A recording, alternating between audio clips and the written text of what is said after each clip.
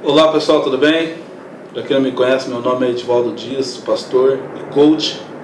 E hoje eu venho, através desse vídeo, falar um pouco mais sobre esse projeto maravilhoso que Deus tem me entregado, para compartilhar com vocês a respeito da Bíblia e o coach, E o porquê que eu tenho mudado algumas coisas referente a essas duas palavras que para mim é muito forte. Eu quero falar um pouco mais sobre isso nesse breve vídeo,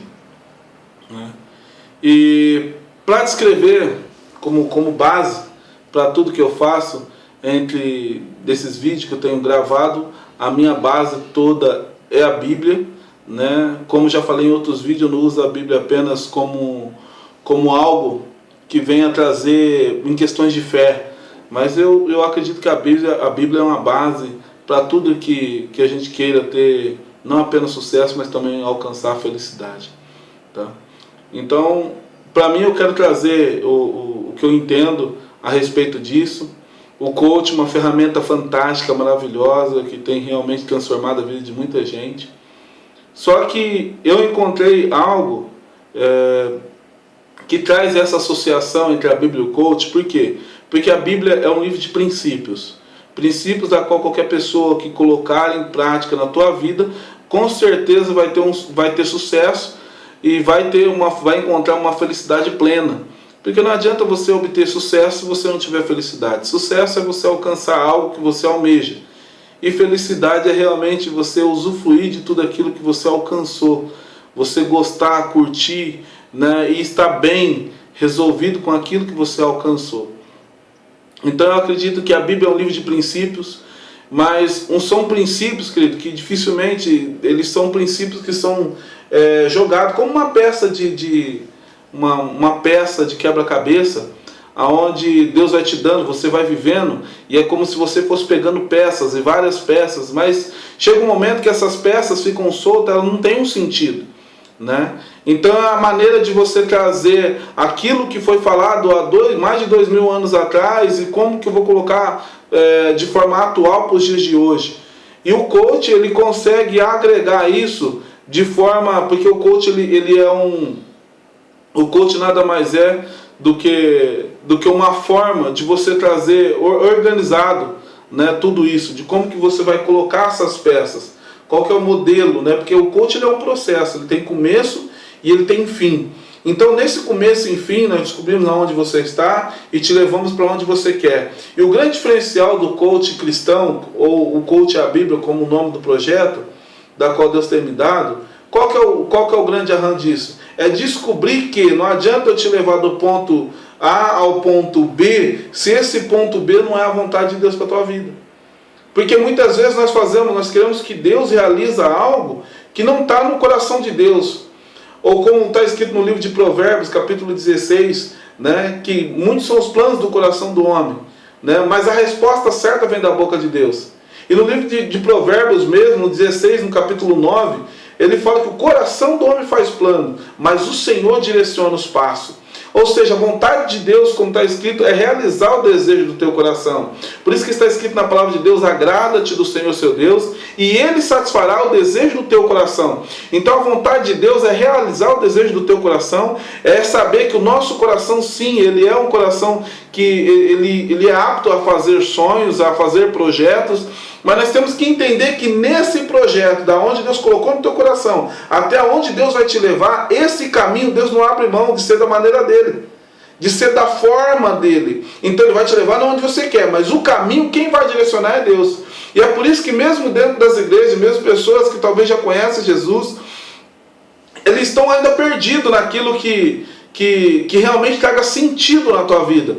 Por isso que quando eu descobri essa metodologia do coach, eu achei ele fantástico, mas via que ainda faltava muita coisa, faltava alguns detalhes, não na questão de condução, mas na questão de princípios. Porque como cristão, nós temos princípios diferentes de um povo que não acredita na palavra de Deus. Então nós temos que entender isso, e tem um texto que fala bastante sobre isso, que eu quero ler para você. Ele se encontra no livro de Samuel, 2 Samuel, capítulo 6, do versículo 3. Fala assim: Puseram a arca de Deus em um carro novo e o levaram da casa de Abinadab, que está no alto da colina. Uzá e Aiô, filhos de Abinadab, guiavam os carros novos. Levaram-no da casa de Abinadab, que estava ao alto da colina, com a arca de Deus, e Aiô ia adiante da arca. Davi e todos os israelitas alegraram-se perante o Senhor com todo tipo de instrumento, de pinho, harpa, saltérios, tamborim, pandeiro e símbolos. Quando chegaram à eira do Nacon, estendeu Uzá a mão à arca de Deus e os segurou, porque os bois tropeçaram. Então a ira do Senhor se acendeu contra Uzá, e Deus o feriu ali por esta irreverência, e morreu ali junto à arca de Deus. Davi se enfureceu, porque o Senhor irrompera contra Uzá, e chamou aquele lugar de Perex Uzá até os dias de hoje.